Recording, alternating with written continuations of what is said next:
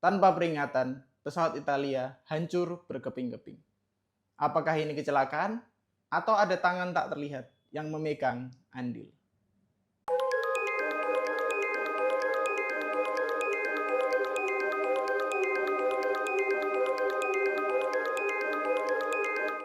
Halo, selamat datang di Sky Enigma, di mana pada episode kami hari ini kami akan membahas mengenai suatu kejadian yang menimpa maskapai asal Italia, yaitu Aerolinee Itavia penerbangan 870 yang kala itu melayani rute domestik dari Bandara Marconi di Bologna ke Bandara Punta Raisi di Palermo.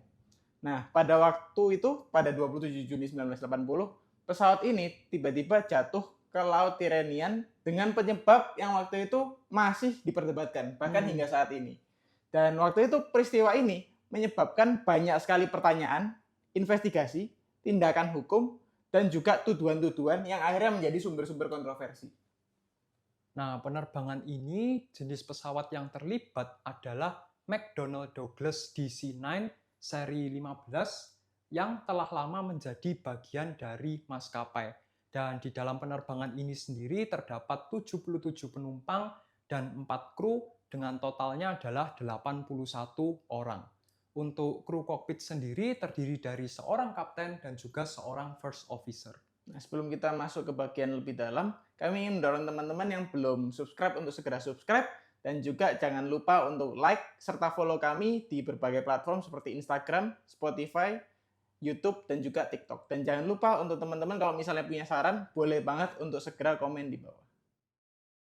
Nah, kronologi kejadian ini bermula pada pukul 20:08 waktu setempat, di mana pesawat ini take off setelah tertunda selama 1 jam 53 menit. Delaynya lama sekali. Delaynya lama sekali. Dan waktu itu petugas ATC sipil memberi kode IH870, yaitu penerbangan ini, dan sistem radar militer menggunakan kode AJ421. Jadi ada dua sistem radar yang berbeda dengan pemanggilan kodenya beda juga. Dan pada pukul 20:37 waktu setempat, pesawat ini melaporkan posisi di atas Laut Tyrrhenian di dekat Pulau Ustica. Jadi posisinya sudah cruising ya. Dan waktu itu tidak lama setelah itu, pada pukul 20:59, pesawat ini tiba-tiba hancur di udara dan jatuh begitu saja. Tanpa ada yang mengetahui. Tanpa ada, tiba-tiba hancur, pecah, dan jatuh. Oh. Nah, pada waktu itu, 2 pesawat F-104 milik Angkatan Udara Italia itu ditugaskan untuk mencari lokasi kecelakaan dan juga korban selamat di tengah keterbatasan jarak pandang. Pada waktu itu mereka berhasil menemukan bagian dari puing-puing pesawat yang mengapung di laut. Namun sayangnya di dalam peristiwa ini seluruh 81 orang penumpang dan kru meninggal dunia. Dari kejadian ini dilakukan investigasi yang mendalam, karena waktu itu memang kejadiannya sangat tiba-tiba dan waktu itu tidak ada bukti sama sekali. Jadi akhirnya investigator mulai mendalami bukti yang ada dan ditemukan beberapa dugaan, yaitu yang pertama adalah bom teroris, kemudian juga ada teori serangan rudal dari pesawat militer mungkin ya, dan juga ada teori konspirasi-konspirasi yang lainnya. Di mana waktu itu tahun 70-an, dan tahun 70-an itu merupakan masa-masa yang mencekam bagi publik Italia. Karena waktu itu masih ada bayang-bayang fasisme, politik fasisme di Spanyol juga masih fasis ya seperti itu. Jadi Eropa itu masih penuh bayang-bayang fasisme waktu itu. Jadi bisa saja terjadi pengeboman. Karena waktu itu memang pengeboman sangat-sangat common. Sangat-sangat sering terjadi di daerah Eropa waktu itu.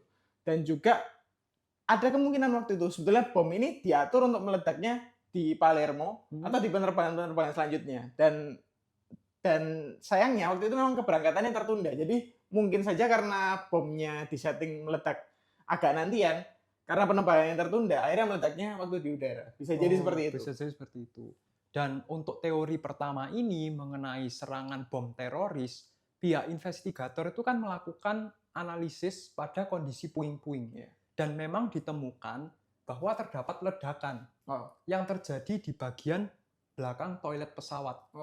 Toilet yang ada di belakang itu sumber ledakannya berasal dari situ. Iya. Tetapi ketika dilakukan investigasi secara lebih lanjut, analisis lebih lanjut, ada suatu hal yang aneh. Apa itu? Tidak ditemukan adanya residu bahan peledak. Agak aneh ya itu. Ini aneh karena berbeda dengan kasusnya Pan Am 103 maupun Air India 182 yang bukti residu bahan peledak itu terlihat dengan jelas. Iya, ada di bodi pesawat. Tetapi pada kasus ini tidak ditemukan. Dan akhirnya karena ketidakjelasan bukti, beberapa media itu sempat menduga juga Iya.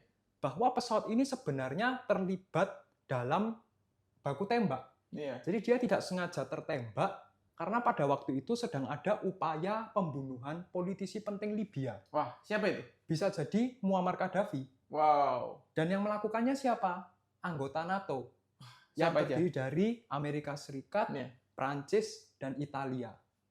Waktu itu sebetulnya penyelidikan mengenai kecelakaan atau kejadian ini dihalangi oleh pemerintah Italia. Oh, Karena waktu itu memang ada kontroversi yang sangat luar biasa dan mungkin memang ada rahasia yang pengen tetap dijaga waktu itu. semakin menimbulkan tanda tanya. Semakin menimbulkan tanda tanya pada kita. Dan waktu itu ada dokumen rahasia yang terbuka. Oh, Yaitu adalah dokumen rahasia dari Libya Mm-mm. yang menunjukkan bahwa ada pesawat Libya yang waktu itu diserang oleh 2 jet tempur milik Perancis. Oh, Jadi ini menimbulkan tanda tanya yang sangat luar biasa besar. Apalagi beberapa tahun kemudian pada 18 Juli 1980 itu ditemukan bangkai pesawat MiG-23 milik Libya beserta jasad pilotnya. berarti menguatkan teori yang kedua tadi. Menguatkan teori kedua bahwa pesawat ini sebetulnya collateral damage sebutannya. Iya, tertembak lah. Tertembak secara tidak sengaja oleh baku tembak antara NATO dengan Libya. Bisa jadi seperti itu. Meskipun tadi banyak cerita yang beredar ya karena serangan bom teroris. Iya.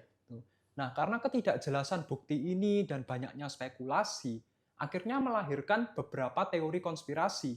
Apalagi ketika ditambah dengan beberapa hal-hal yang mengejutkan, seperti ada suatu keanehan. Apa itu? Kapal pencari puing-puing pesawat itu sebenarnya kan milik Prancis. Iya. Tetapi hanya pihak Amerika Serikat yang berhak memiliki akses atas puing-puing itu. Wah. Nah, ini kan semakin menimbulkan tanda tanya, mengapa kok yang Prancisnya tidak diberi wewenang untuk melakukan analisa? Padahal mereka yang ngambil. Betul, dan mereka yang memiliki kapal itu kan. Betul. Dan beberapa laporan radar itu juga dihapus, serta beberapa jenderal Italia itu didakwa karena diduga menghalangi keadilan. Nah, ini semakin menimbulkan keanehan karena kasus-kasus yang mau ditutupi seperti ini, tentu apa? Bukti-buktinya coba dihapus, orang-orang yang mengetahui coba didiamkan.